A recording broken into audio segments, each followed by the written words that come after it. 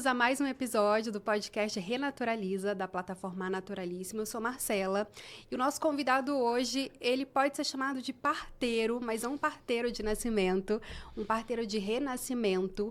E eu acho que um dos pontos centrais da nossa conversa hoje é renaturalizar a nossa relação com o nosso nascimento. E como é que o nosso nascimento, que inclui concepção, gestação, parto, primeiras horas de vida, pode impactar em toda a nossa biografia, no nosso roteiro de vida e até em crises e questões existenciais, daquelas que a gente está sempre se perguntando: por que eu sinto isso? Que vazio é esse? De onde vem? Quem sou? Então, recebemos hoje o Adriano Calhau. Obrigado, Marcela, pelo convite. Bem-vindo, Adriano. Queria que você se apresentasse, porque eu sei que você rodou o mundo, já conectou muitos pontos, estudou muito, mas sei que é psicoterapeuta, estudou psicologia, ciência da vida. Conta um pouco como que você gostaria de ser definido aqui tão rapidamente. Eu sou especialista em psicologia perinatal, sou criador do Mapa do Nascimento e faço estudos de origens da vida, que é um estudo assim para a gente entender o terreno onde a gente chegou. A gente é natureza, né?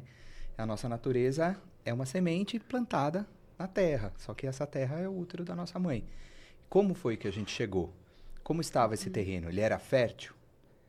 A palavra fertilidade até é uma palavra interessante porque ela vem de felicitas, que é de ser fértil, de dar frutos. Então, quando a gente chegou aqui, como que era esse terreno?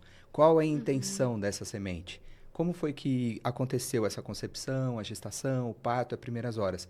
E isso tudo se resume numa coisa que eu chamo de roteiro de nascimento, que é o primeiro ciclo de um contato muito íntimo com alguém que é a nossa mãe e também de vitória de movimento em direção ao nosso pai. E aí você vai entender que esse primeiro ciclo ele se repete na sua vida em muitas formas diferentes até você se tornar muito consciente. E culturalmente a gente não tem esse hábito de saber sobre como nós chegamos no mundo, então a gente só sabe se foi por parto natural, normal, cesárea, não tem o hábito de perguntar, os nossos pais não têm o hábito de contar, e aí quando a gente traz também esse assunto, nascimento, para o autoconhecimento, acaba ficando muitas vezes em torno só da astrologia, do mapa, do céu que estava naquele momento quando nós, né, atravessamos ali o corpo da nossa mãe, e não tem tanto. Eu lembro que a primeira vez que eu ouvi falar um pouco desse assunto foi pela Ciência da Vida, da doutora Eleonor, com quem você também estudou, e só. E aí depois eu comecei a conhecer o seu trabalho com o Mapa do Nascimento. Antes, na verdade, eu já te conhecia pela Casa na Unidade, que você fundou e foi diretor 5 anos, que aí gosto de contar, né, até como para honrar mesmo, sou muito grata por tudo que eu vivi lá. Uma escola legal, né? Nossa, muitas meditações, shows e aulas, e frequentei naturólogo, então foi um espaço, acho que muito importante aqui em São Paulo, onde tem todo esse caos, quando a gente encontra esses pontos, né, que tem autoconhecimento, conexão. É bem importante. Mas aí você fechou a Casa na Unidade no começo da pandemia.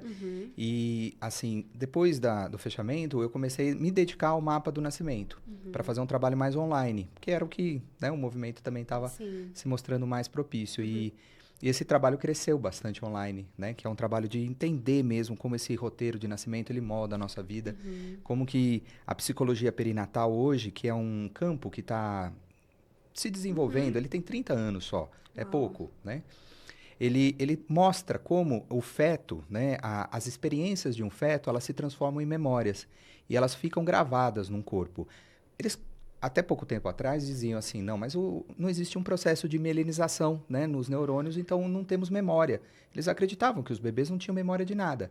Aí o Eric Kandel, né, que é um cara que até que ganhou um prêmio Nobel por causa disso, ele mostrou que isso não é importante, tão importante quanto a gente pensa, porque a memória, ela é celular, ela é muscular, ela é bioquímica e é da formação do sistema nervoso. Nosso sistema nervoso começa a ser formado, né, o simpático e o parasimpático, não sei, né, se o pessoal conhece, que são esses estados de relaxamento ou estado de tensão, que são, né, o que a gente vive. Ou você está relaxado ou você está em movimento, em tensão, fazendo as coisas. Ele começa a ser formado no início da vida, na gestação. Então, se a gente, no início da vida, tem um estado de relaxamento maior, a gente fica mais expansivo, cresce muito mais rápido e não sente aquela pressão, né, de que, sei lá, tem alguma coisa ameaçando a minha existência. Então, a psicologia perinatal, ela traz esses estudos e mostra também que a memória que ficou no nosso corpo, no nosso inconsciente, o corpo, né? Ela reflete por toda a vida, em comportamentos, reações, ações, em tudo aquilo que a gente sente e age, fica porque essa é uma memória de sucesso. A gente fez um primeiro ciclo que deu certo. Então, o corpo, ele lê assim e fala, busque mais desses elementos. E quais são esses elementos?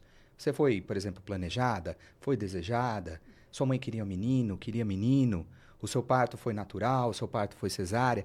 Então, essas perguntas todas começaram a ser estudadas e causa e efeito. O que aconteceu e como é que as pessoas sentiram isso, né? Sentem isso hoje ainda como efeitos na vida. Então, o mapa do nascimento, ele faz estudo dessa causa e efeito para entender também o que é o aprendizado, porque são coisas que se repetem muito na nossa vida. Então, é aí que o mapa do nascimento entra também para ajudar as pessoas a compreender como que elas podem se libertar dessas sensações que você fala que a gente não sabe de onde vem.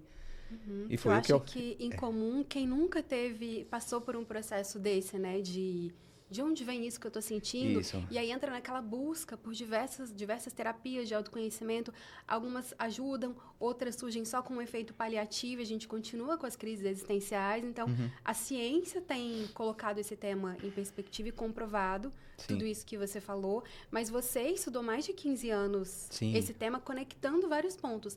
Tanto pela ciência e muitas vezes por saberes mais ancestrais, que eu acho que tem tudo a ver, porque a ciência está no momento de comprovar muitas coisas que os saberes ancestrais, né, dos povos originários, de outras culturas, já têm e já nos oferecem.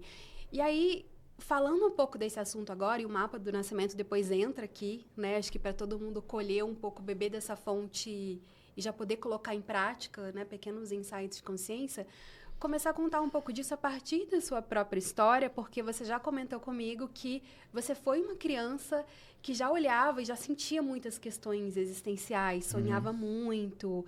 Então, foi a partir da sua infância que tudo isso já começou. Talvez já estivesse ali no seu roteiro biográfico. O interessante é assim, que eu fiquei muitos anos trabalhando, né? Fiz muitas terapias, né? Acho que muita gente já também é desse tipo, assim, de fazer terapia, de fazer curso, de fazer vivências. Eu, para a Índia, fui 12 vezes. É um caminho sem volta, né? Você começa a buscar não tem, e o mundo se abre. Não tem como você parar. Eu fiz muita coisa. E nesses estudos, eu sempre trabalhei aquela coisa que todo mundo fala. Ah, como foi a sua infância? O que aconteceu com a sua mãe? Como era seu pai? O que pode ter traumatizado essa criança? A criança interior. Mas aí, na Índia, pela primeira vez, né, eu tive contato com a história que era uma formação que eu estava fazendo na One University sobre 4 cestos, que é concepção, gestação, parto, primeiras horas. E eles faziam a gente fazer uma regressão para voltar para aquele período onde a gente foi concebido, gestado, parido e foi bem interessante, porque eu entrei em contato com o meu nascimento e eu percebi que tinha uma história que eu não conseguia compreender. Sabe quando você fica assim com aquela coisa... Uau, né? Que angústia que me deu aquilo, né? Muitas vezes, às vezes, até eu ajudo as pessoas a acessar esse lugar também com vivências. E aquela angústia não tinha resposta.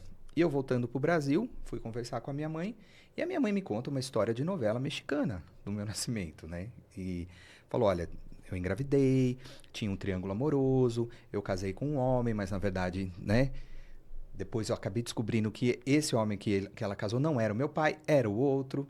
E isso aí fez eu estudar muito, né? Entender o porquê, que estava em mim, quais seriam as crenças que eu tinha criado a partir dessas experiências que ela me contou, né? E eu comecei a fazer tanto isso, para mim primeiro, que depois de um tempo eu comecei a ajudar outras pessoas. E eu fui buscando outros conhecimentos, acabei fazendo especialização, pós-graduação, psicologia perinatal, e aí eu comecei a fazer um trabalho que é uma leitura, ajudando as pessoas a ler o seu nascimento. Como foi que começou? Como foi que aconteceu sua concepção? Ela foi planejada? Foi acidental? Ah, ela foi intencional. Tá, mas qual era a intenção da sua mãe para ter um filho? Ah, era para cuidar dela quando ela ficasse velha. Aí depois você vê que aquilo leva lá na frente a vida da pessoa a ficar cuidando da mãe ainda até hoje. E que responsabilidade maior ainda que é você colocar um filho no mundo intencionalmente, Exatamente. né? E a maioria das pessoas coloca com intenções egoístas, né? Que é a intenção de que eu ganho com esse filho. Na verdade, um pai e uma mãe, eles devem se amar o suficiente para fazer um filho e dar o amor para ele e ele dá o seu amor para o mundo. Não que o filho tem que dar alguma coisa. Mas, enfim, então o estudo da concepção, isso é uma das partes, né? Ajuda a gente a entender também como que foi a minha chegada, qual foi a intenção que quiseram me colocar aqui. Se essa intenção foi uma intenção de liberdade, você se sente mais livre. Se essa foi uma intenção condicional, você pode sentir uma obrigação que leva você, às vezes, a sentir culpas na vida que você nem sabe de onde vem. É bem interessante. Então, a concepção é um desses pontos, né? Depois que vai... A concepção, ela rege, para quem, né, quer entender um pouquinho mais do que é o roteiro de nascimento, como é que você se sente recebido? Como é que você se sente num corpo físico?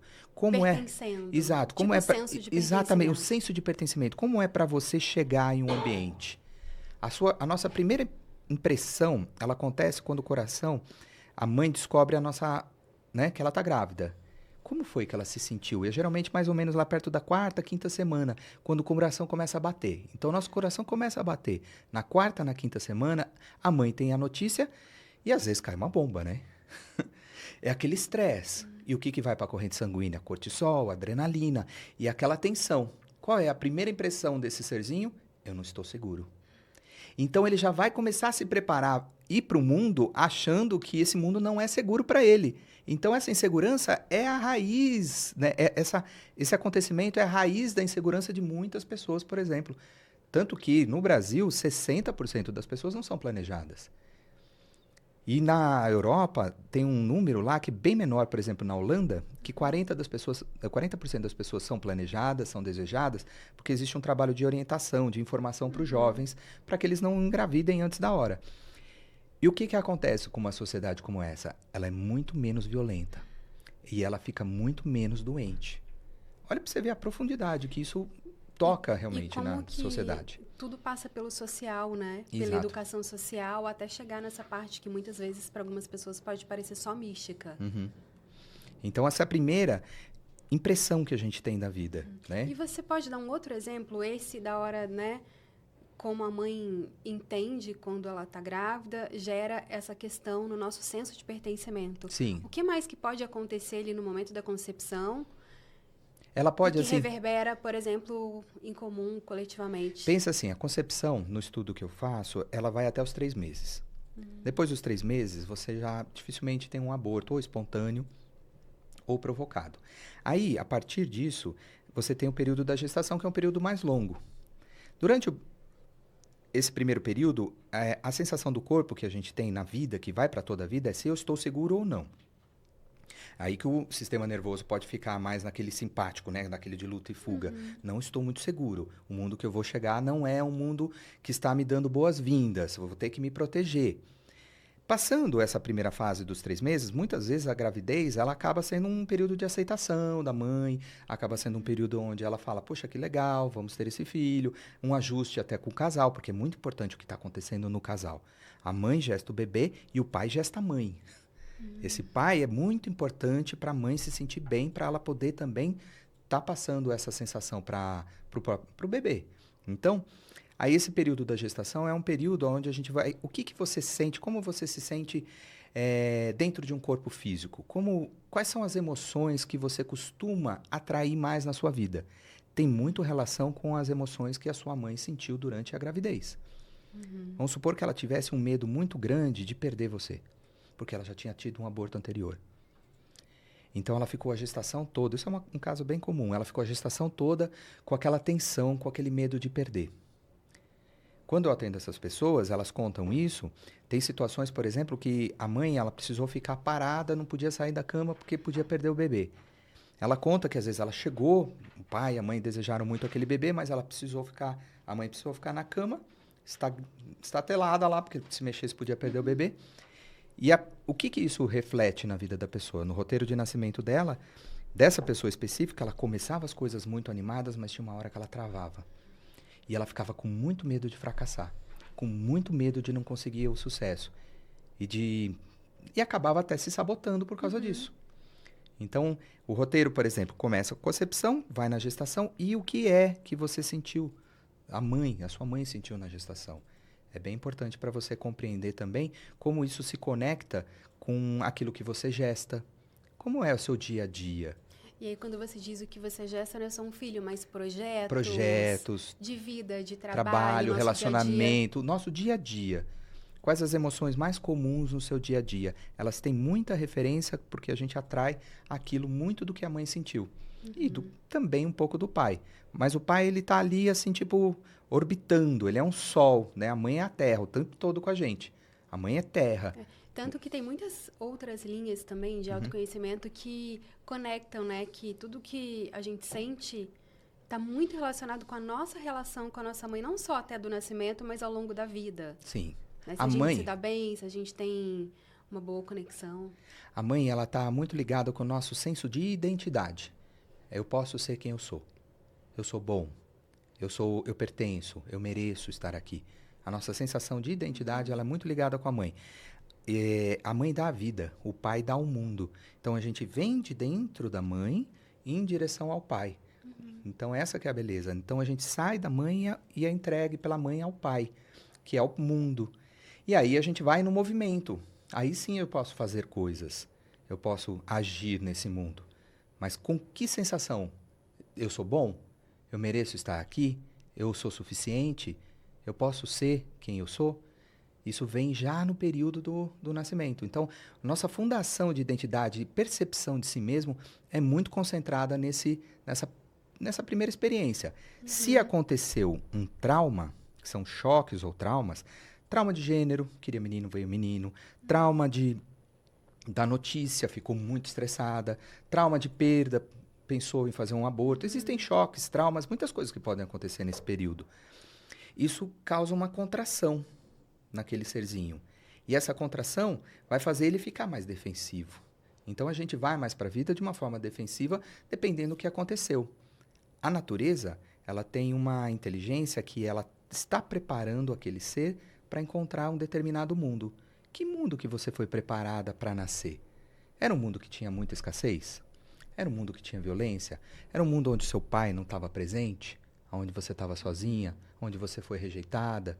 Entendeu? Onde não queriam que você surgisse, ou porque já tinha muitos filhos e aí você chegou num lugar onde talvez não tivesse tanto amor, não tivesse tantos recursos. A gente é preparado para encontrar esse mundo. E o interessante é que essa memória, ela fica gravada no nosso inconsciente. E a gente tende a acreditar que esse mundo ainda continua a existir. Complexo.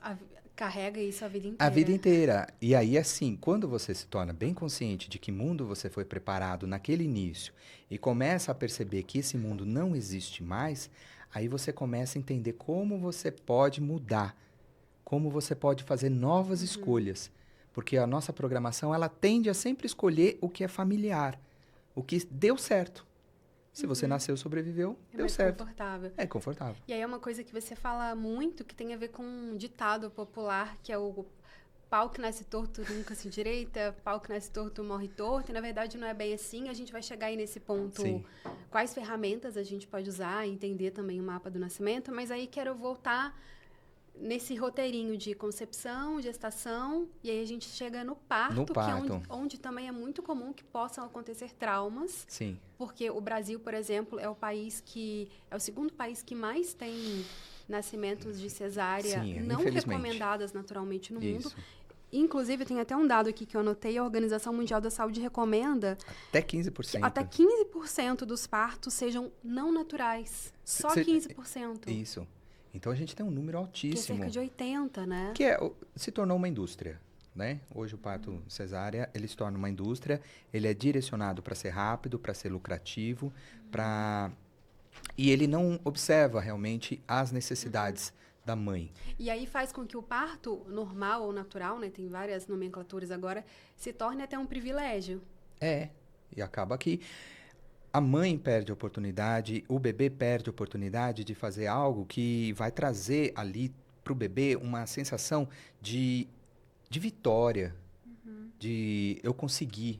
Já um senso de confiança. Um bebê que nasce num parto natural, ele já vem para a vida com um senso de eu consegui. Existe luz no fim do túnel.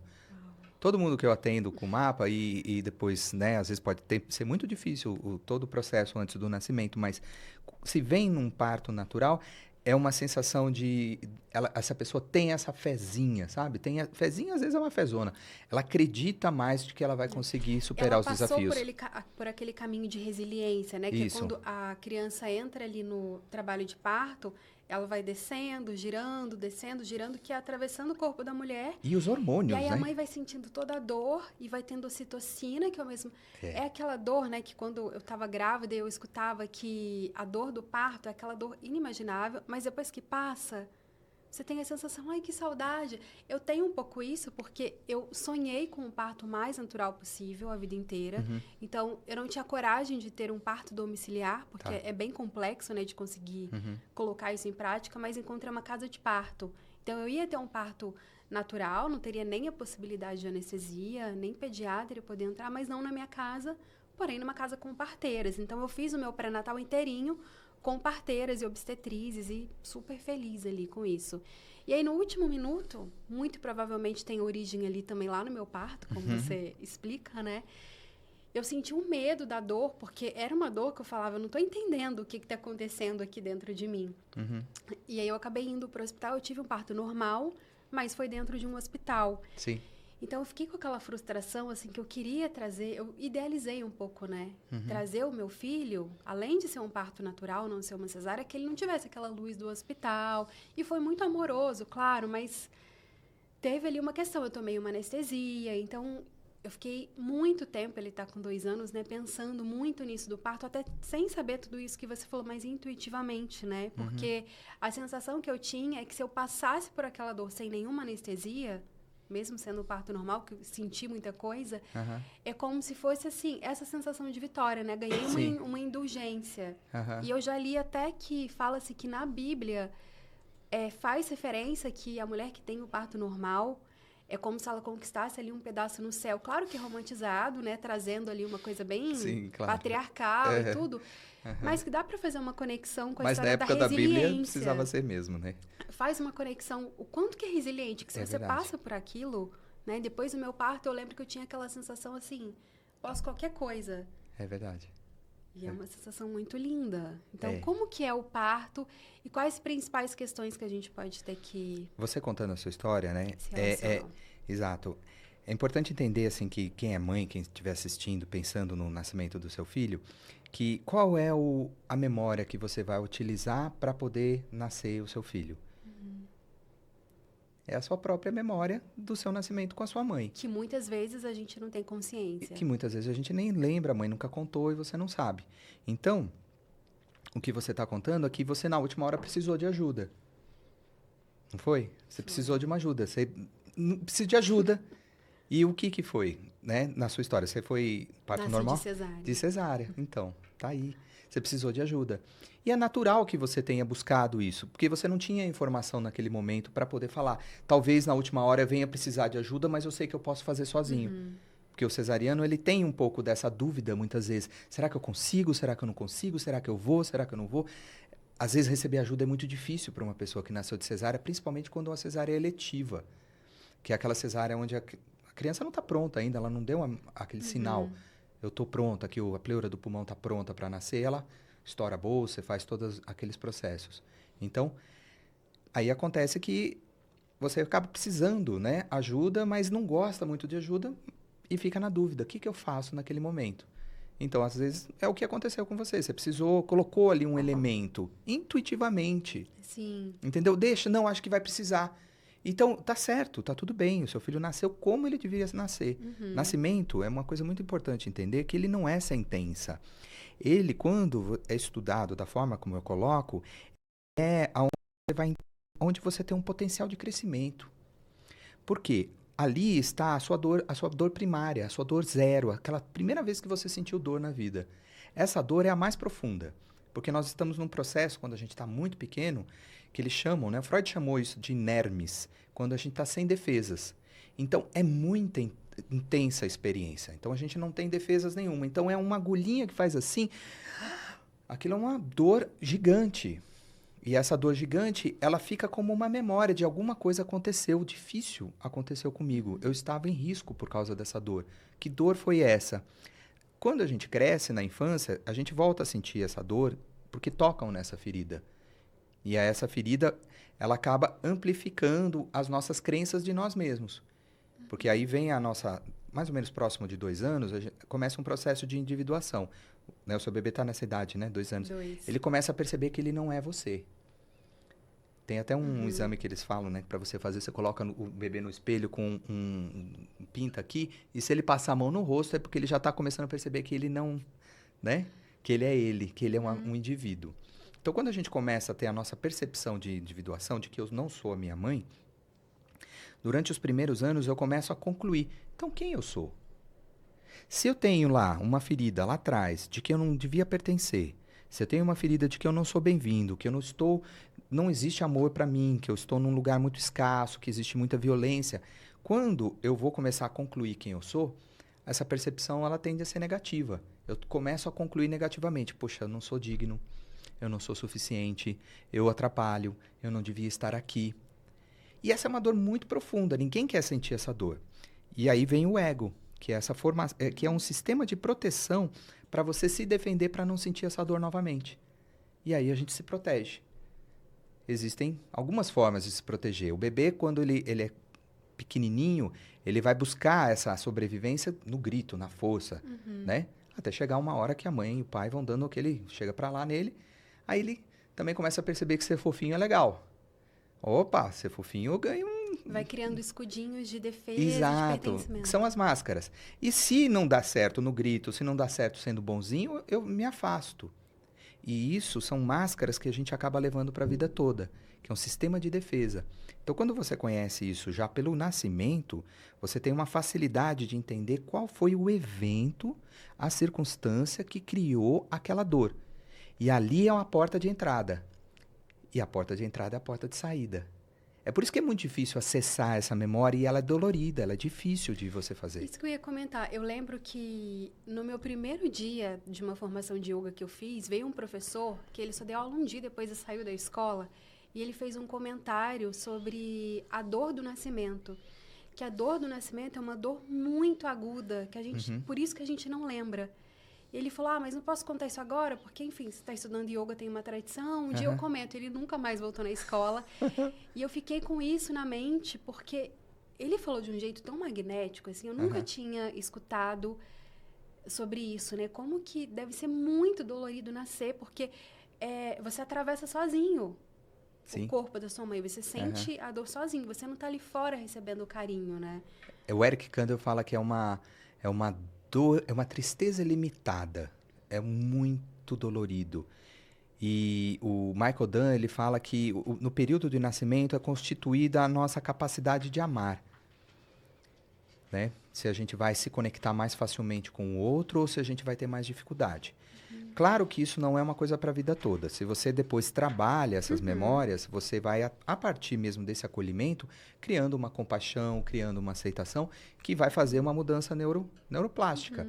Mas se você não sabe disso, se você não trabalha isso, você vai viver a vida se defendendo e achando que o outro está enfiando o dedo na sua ferida. Aí você vai falar, para de enfiar o dedo na minha ferida, fica brigando com o dedo. Quando, na verdade, você tem que curar a ferida. Qual é a ferida que você tem? É como se fosse uma crença raiz. É uma crença raiz. Essas crenças raízes, eu falo assim que assim, a gente tem 10 dedos aqui, nos pés também. As nossas crenças que se repetem na nossa vida não passam de 10.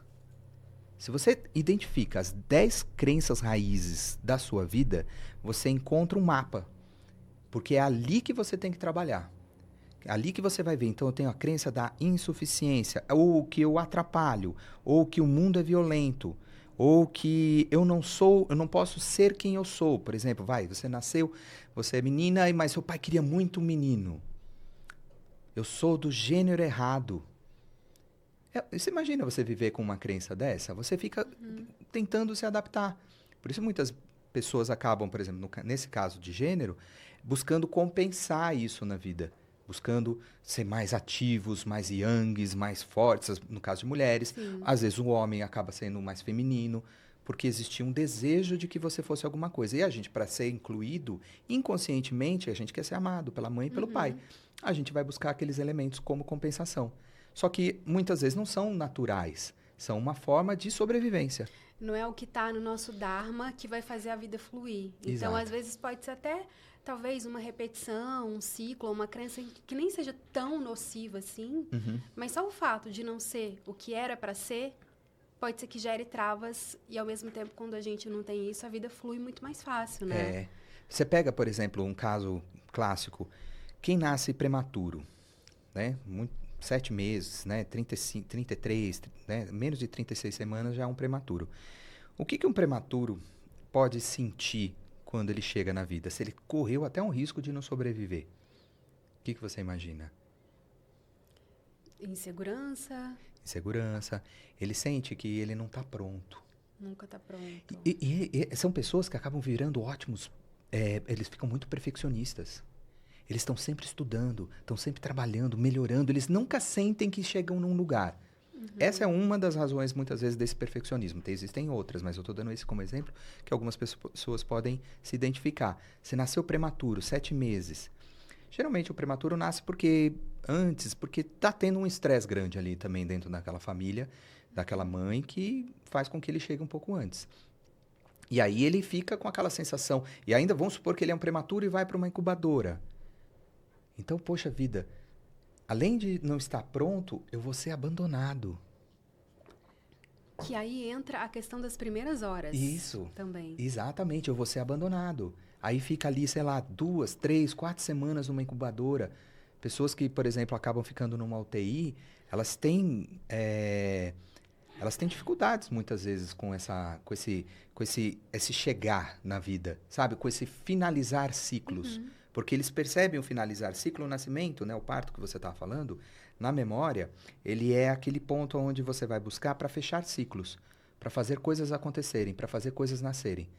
Quando você precisa fazer alguma coisa importante mesmo da sua vida, você procrastina demais, você adia, você fica com muito medo dos resultados, olha para o teu parto. Nunca consegue terminar. Não consegue terminar, precisa de ajuda, entende?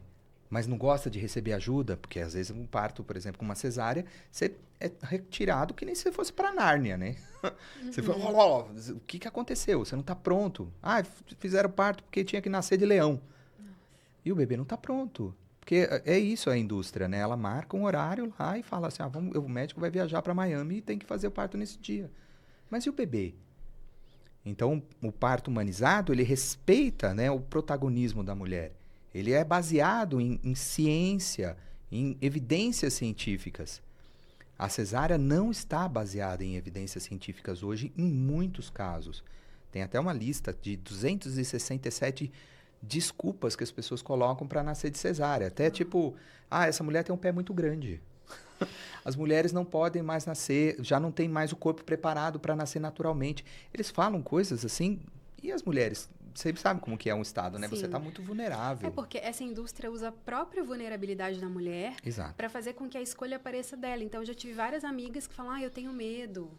Talvez não dê. Melhor não. O medo da dor, que é essa dor que muitas vezes vai se transformar numa passagem de resiliência, né? Sim. Então, que é tão importante. No final, dá mesmo aquela sensação. Eu lembro, assim, nossa, era uma dor que não era tão forte assim. Né? Eu que lembro da dor do parto ali, aquele expulsivo também, né? Como que é simbólico, você vê que a criança está atravessando...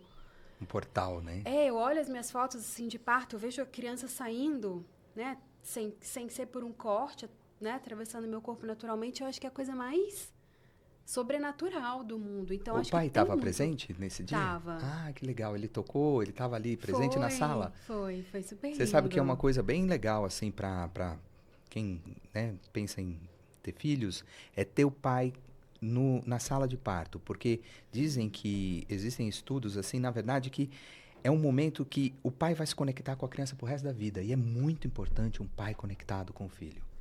E ele nasce, na hora que nasce, ele está ali para dizer, eu estou aqui, né? Você está até emocionado. Sim. Eu estou aqui, meu filho. É tipo assim, você pode vir para o mundo que eu te recebo.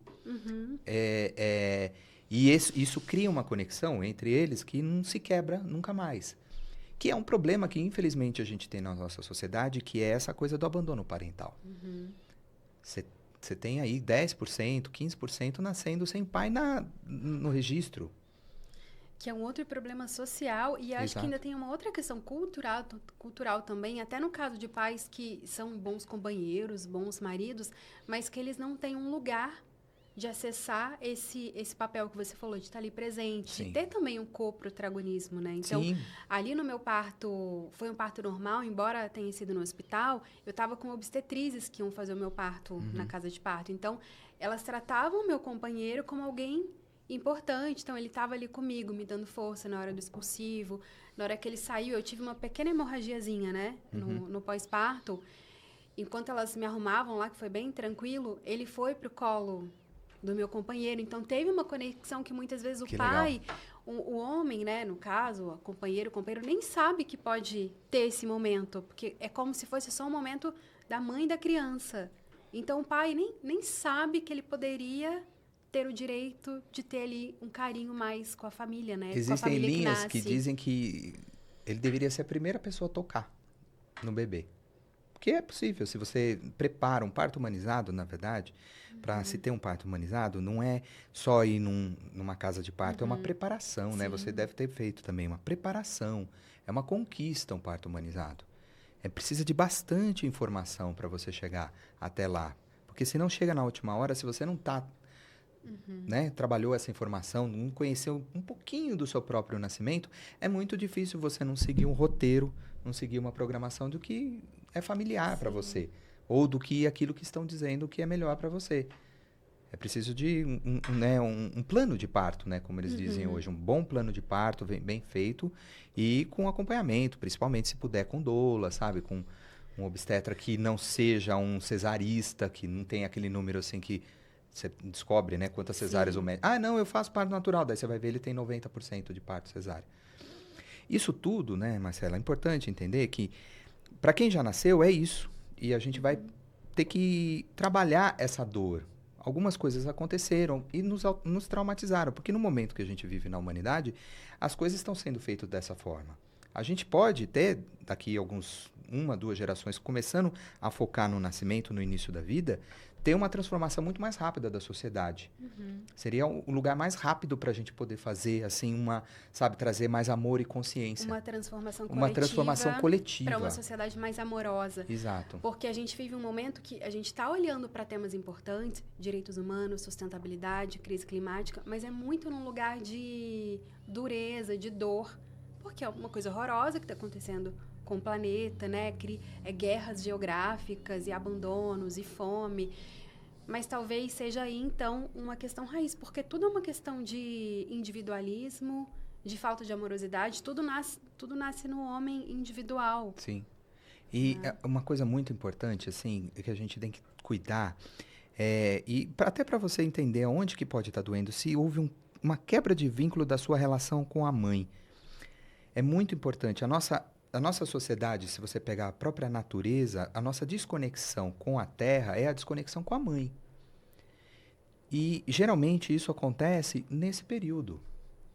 Essa desconexão do bebê com o filho, que pode vir também a acontecer alguma coisa no parto, ela cria uma dor, uma distância entre a mãe e o filho. E essa quebra de vínculo é uma coisa muito importante que a gente precisa aprender a curar. Então, quando uma mulher está grávida, toda uma sociedade está grávida. A gente tem que trabalhar todo mundo para poder ajudar a manter esse vínculo. Porque se as pessoas nascem se sentindo mais pertencentes, sentindo amadas, seguras, pela mãe principalmente, depois pelo pai, a vida é muito mais fácil. Revolucionário. São pessoas melhores, que seguem o próprio Dharma. Exatamente. Aceitam um papel no mundo, né? Você sabe como algumas tribos africanas faziam guerreiros? Olha só que coisa, isso é uma história antiga já também. Existiam tribos que, para poder ter guerreiros bem perigosos, mortais, os bebês nasciam, tiravam da mãe nos primeiros dias e deixavam eles ser criados por homens. Uau. Eles ficavam tão violentos que eles se tornavam guerreiros. Guerreiros, assim, pessoas prontas para matar. Se você fizer estudos, e eles fizeram isso nos Estados Unidos, de presidiários, a maioria deles teve quebra de vínculo com mãe e com pai. Então, a nossa violência vem de não se sentir pertencente. Então, assim, depende do nível que você sentiu. Todo mundo sentiu um pouco essa dor de chegar aqui e, às vezes, não se sentir incluído, sentir uma dor né? É que são dores diferentes, né? Exato. A dor do nascer, que é essa dor de resiliência, e a dor do trauma, da Exato. separação, de não ter sido convidado para chegar e chegar de repente. Isso. E aí, colocar consciência nesses traumas, nessas quebras de vínculo, já é um primeiro passo. Ou seja, ligar para a mãe onde ela estiver, perguntar como eu nasci, como foi quando descobriu que estava grávida. Isso tudo já é um passo, né? Se aproximar.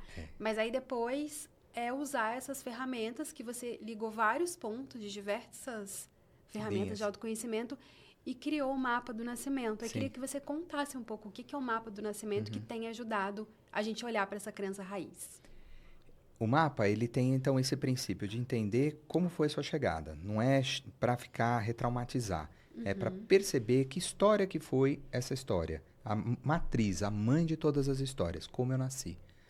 Quando você entende como você nasceu, você entende o seu primeiro ciclo, que é o ciclo de primeiro contato íntimo, que foi com a mãe, e também de primeiro movimento em direção ao pai, que é o que a gente precisa na vida, conexão e movimento, tá? Então, a gente entende como isso aconteceu e vai conseguir entender um padrão ali, o que doeu e o que aquilo pode ter causado de crença. A crença é uma representação mental da dor. A gente vai criar crenças quando a gente tem dor. Ah, doeu isso, mas por quê? Aí a gente conclui. Pode ser equivocada, mas a gente conclui sobre por que eu senti aquela dor. Ah, é que eu não sou bom, eu não devia estar aqui, né? Eu sou isso, mas eu devia ser aquilo, enfim. Então, o estudo do mapa é entender como eu nasci. Quando você entende como você nasceu, depois aí eu tenho ferramentas para ajudar a fazer uma transição de como nascer a mim mesmo, só que de um outro lugar, com novas escolhas. Como eu posso escolher? Se eu escolhi assim, se o meu padrão é escolher dessa forma, eu me defendo assim, eu ajo assim, eu reajo assim, o que eu tenho para aprender? O que é potencial nessa dor? Toda dor tem um potencial. Assim, na Índia eles pegam e chamam isso de karma, né? Você pega o karma, o que o karma quer te ensinar? Então, o nascimento é um ciclo, já é ali, a entrada do karma é o nascimento. Por isso que eu aprendi até sobre isso na Índia. A entrada na vida é o período do nascimento. Então, o karma ele é programado no seu nascimento. Aí você vai entender, então tá, isso aqui está se repetindo na minha vida. Eu tenho muito medo disso, isso causa muita dor, isso causa muita culpa e eu tenho uma ideia errada por causa disso. Aí você vai começar a mapear quais seriam as novas respostas que você pode dar. O interessante é que a gente nasceu com um certo desafio e esse desafio tem o seu oposto. Então, eu falo que o karma vai te tornar bom naquilo que você acha que você é péssimo. Eu tenho muito medo da rejeição. Vai ter uma hora que se você trabalhar muito bem isso, você vai se amar muito, que você nem vai mais ligar para a rejeição. Esse é o potencial que essas coisas têm na nossa vida. Então, no trabalho do mapa, é como desenvolver esse potencial a partir da sua dor raiz. Você entende aquilo que foi a porta de entrada e você volta para essa porta de entrada e a porta de entrada é a porta de saída. Esse que é o barato do negócio. Então, quando eu também, olhando isso, estudando a minha própria história, eu tinha muito medo de toda a história que aconteceu comigo, mas eu fui voltando gradativamente para a minha história de nascimento para poder acolher essa dor, para acolher aquilo que aconteceu, a história mal contada, aquela vontade de minha mãe de não querer ter filhos e eu não ser integrado àquele núcleo. Aí eu fui voltando para aquilo e fui acolhendo essa dor. E isso foi me trazendo uma resiliência, isso foi me trazendo principalmente uma compaixão muito grande, que eu sinto que hoje eu posso até ajudar as pessoas a fazerem a mesma coisa. Aquelas pessoas que sentem que, sei lá, parece ter um defeito de fábrica, né? Aquele pau que nasce torto, morre torto. Não, a gente nasce e é do jeito que é, mas você pode crescer com aquilo. Você vai expandir. A natureza não tem um pau que é feio, ele é natureza. Não é linear. Ele não é linear. Então, tudo começa com identificar como que foi a chegada no mundo. As circunstâncias. A circunstância. Isso acontece tanto você mapeando diretamente com a sua família, para descobrir esse ponto prático. Memórias declarativas que as pessoas podem contar, mas também você pode descobrir a partir de sintomas. Então, muitas vezes as pessoas, elas têm um choque muito comum e muitas pessoas até buscam o meu trabalho sem saber, mas depois descobrem isso depois. Por exemplo, um gêmeo sobrevivente. Uma pessoa que teve uma gestação gemelar e um gêmeo foi embora e a mãe nem percebeu. É muito comum, 20% é um número de 20% das gestações são gemelares. E essa pessoa fica com aquela sensação de uma saudade de alguém, de uma incompletude, fica com uma obsessão muitas vezes por né, por assuntos de morte, dificuldades e está tentando sempre salvar pessoas. É uma coisa forte que acontece E na se vida. você não descobre isso porque nem a mãe sabia, você faz alguma ferramenta de regressão? Como que é essa parte? Existem perguntas que você pode fazer e quando você começa como que eu faço a leitura do mapa do nascimento? Pego a história do nascimento da pessoa, ela responde 30 questões e depois a gente começa a falar da vida dela. E aí você vai colocando uma coisa em cima da outra e a pessoa vai falando: Meu Deus, jura que é por causa disso? Não. É uns arras e arras, porque a pessoa vai entendendo, falando: Meu, eu faço isso aqui nessa fase, eu faço isso aqui quando eu preciso finalizar, eu tenho essa crença aqui quando eu preciso me relacionar com alguém. Eu tenho esse medo quando, né, por exemplo, uma pessoa não retorna, não fala comigo, não, né, não me dá um feedback de Tipo, alguma sei coisa. lá, a pessoa tem medo de avião, tem medo de se relacionar. Ela tem medo de Coisas lugares práticas. fechados, por exemplo. A pessoa morre de medo de lugares fechados. Se você entrar na história dela e for olhar para o parto, provavelmente você vai ver um parto prolongado. Assim, não é só. Não é, chega a ser Não é tão simplista. São simplistas, sim, tá? Existem várias situações que você precisa entender e a maioria das vezes você consegue achar. Depois você começa a fazer as ligações.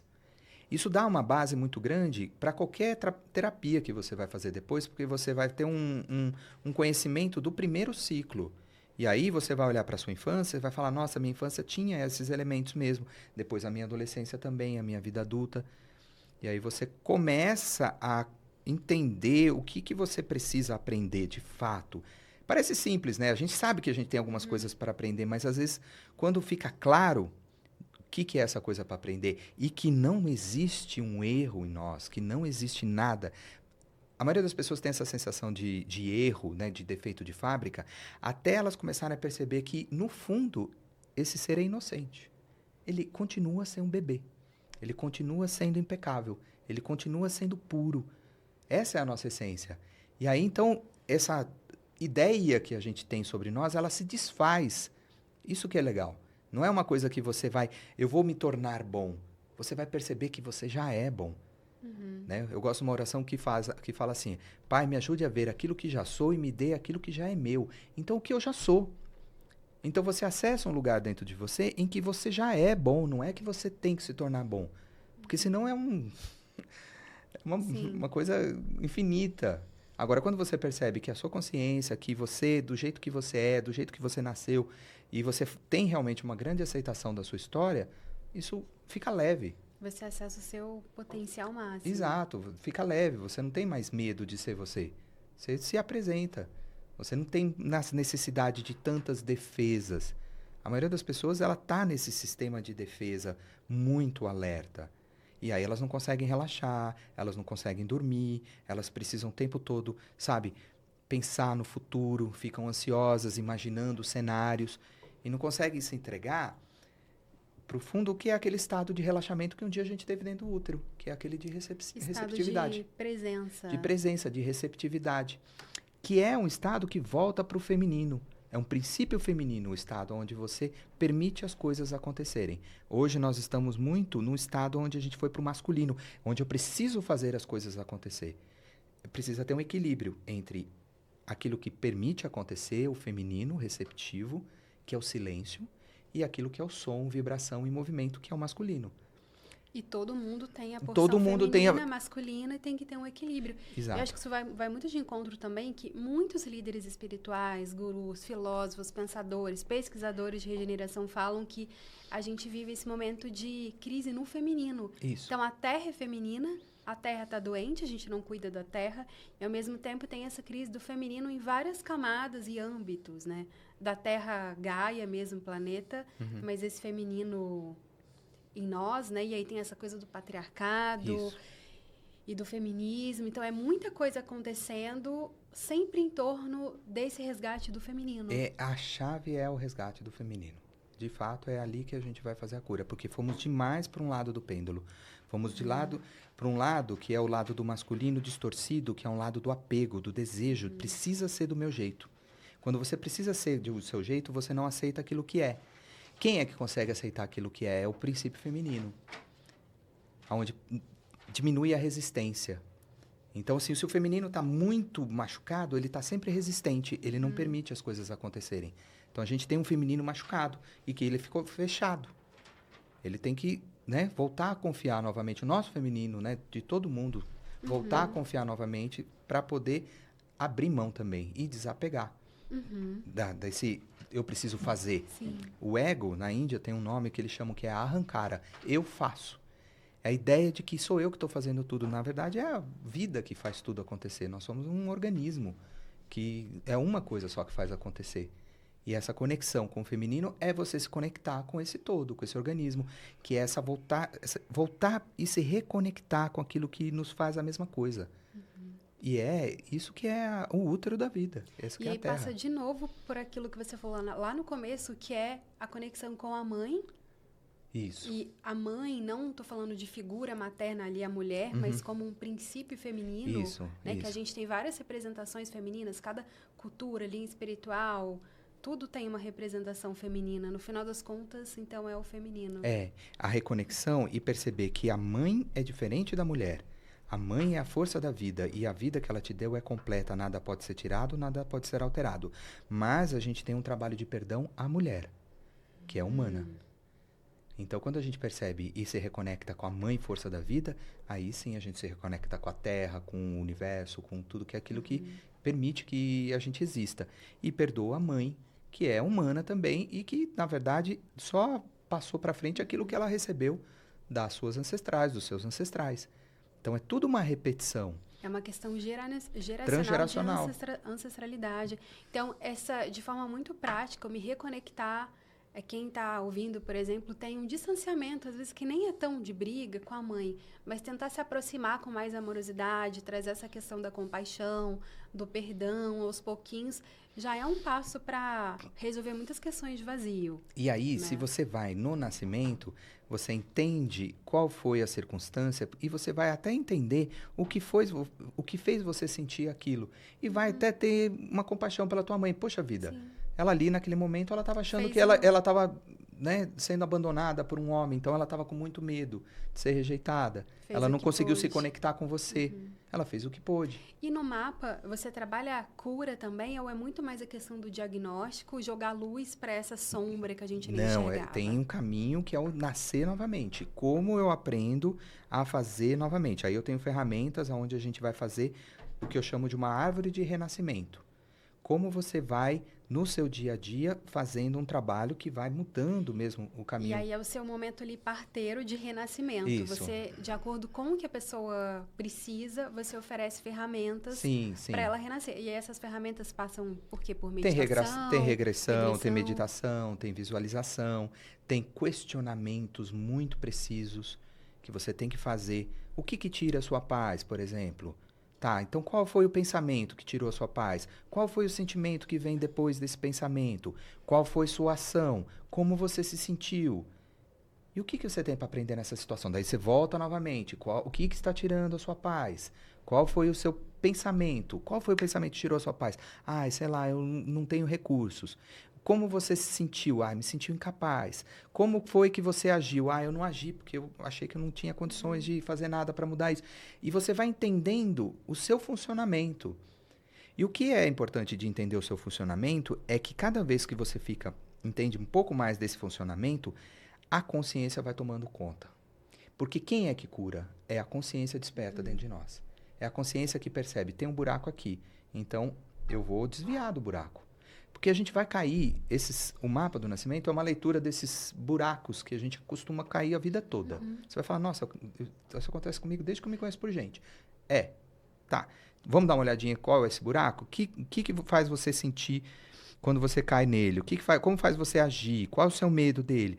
Aí você começa a ter uma consciência, na hora que aquilo está acontecendo, que você pode não ir para aquela direção. Aí você começa a ter liberdade. Aí o seu livre-arbítrio começa a funcionar. Porque enquanto você não está consciente, quem é que funciona? A programação. Você vai entendendo mais esse eu sou, Isso. conectando mais com o Dharma e sendo quem você veio para ser. Isso.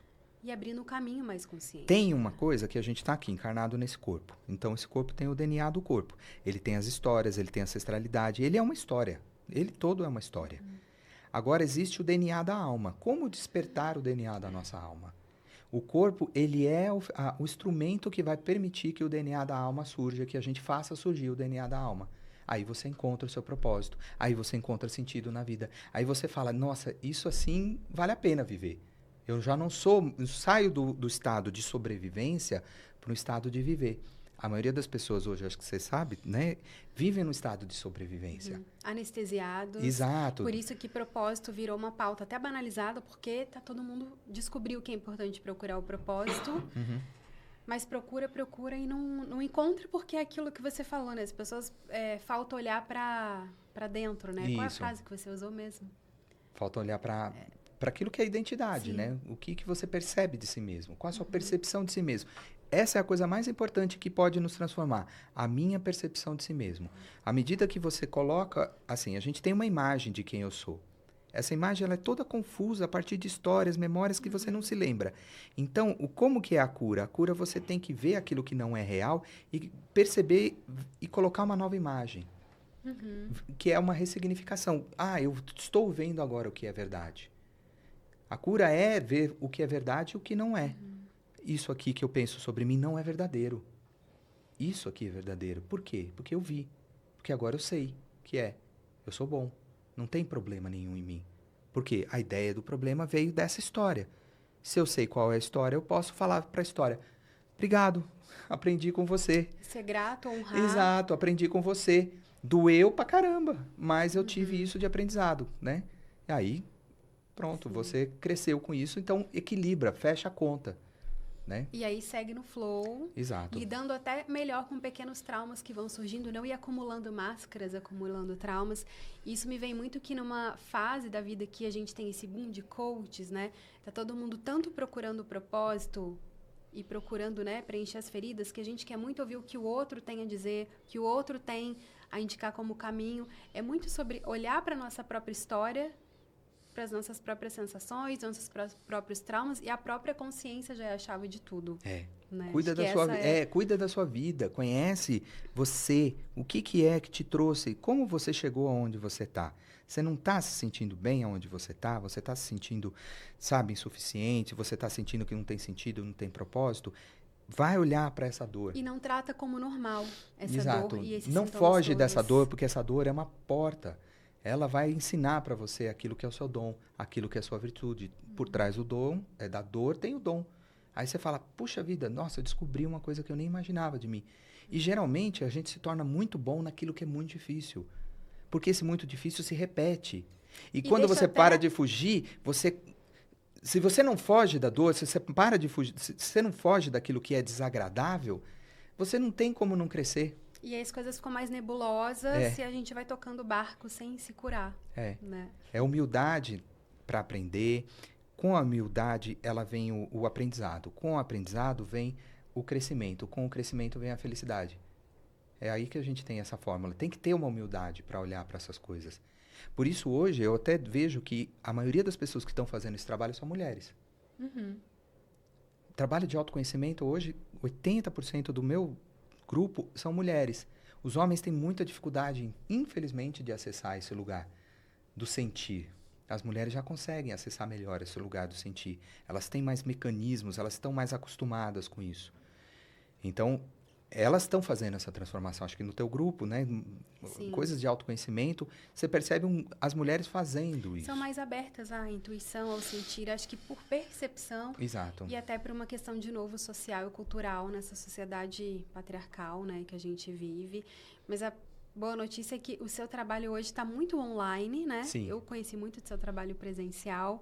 Queria que você contasse como que as pessoas podem acessar o seu trabalho com o Mapa do Nascimento. Eu escutei dia desses um podcast que você tem também, bem focado nisso, que traz muitos insights que eu tive. E hoje, na nossa conversa, você ia contando, eu ia aqui viajando já. O que eu preciso perguntar para minha mãe, saber da minha história. Acho que pode dar continuidade aqui dessa conversa para quem assiste, quem escuta a gente. Um cartão de visita aqui, acho que é o clássico, você entrar dentro do Instagram e ir lá no Mapa do Nascimento. No Mapa do Nascimento, ali tem na bio, você tem ali o podcast que você citou, você tem ali também uma aula que você pode assistir, que é a jornada origens, conhece-te pelo seu nascimento. Tem como você perguntar também para fazer o mapa do nascimento, que é essa sessão de 2 horas, gravada, junto comigo, onde a gente vai investigar a sua, né, o seu primeiro ciclo. Tem também hoje, né, um trabalho de mentoria, que é um trabalho mais aprofundado, onde você faz o seu mapa, onde você faz a jornada e onde a gente se encontra em grupos, em 9 encontros, para fazer um nascimento mesmo, como 9 meses. A gente junta e vai preparando ali. Quem já está com alguma coisa para nascer, acaba nascendo nesses 9 encontros. Quem ainda não sabe o que nascer, vai conceber. Ou, né, quem já está gestando vai, né, fazer aquele movimento para terminar e perceber aonde que estão os bloqueios, aonde estão os desafios. Então, o mapa é para ajudar mesmo a gente sair desses ciclos repetitivos e ir para ciclos virtuosos. E, né, você encontra... Sim. Eu tenho também o combo do nascimento, que é para você fazer um mapa online. Que é um mapa mais simplificado, mas que já dá também ali já traz luz para um assunto que às vezes é tão pouco falado. Acho que por isso que essa conversa, eu queria muito trazer essa conversa para cá, porque eu acho que tem muito sintonia com esse Sou muito grato. renaturalizar, né, a vida, se conectar com os ritmos internos. Então, muito grata. Muito obrigado pelo convite, Marcela. Espero que a gente tenha mais momentos assim, porque tem mais assuntos. Vamos fazer mais coisas para falar. Eu gosto muito do teu trabalho. Muito grata mesmo. E a gente continua a nossa conversa lá no @naturalíssima, @naturalíssima, @renaturalíssima.podcast. Espero que vocês tenham aproveitado. Obrigada pela companhia. Muito obrigado.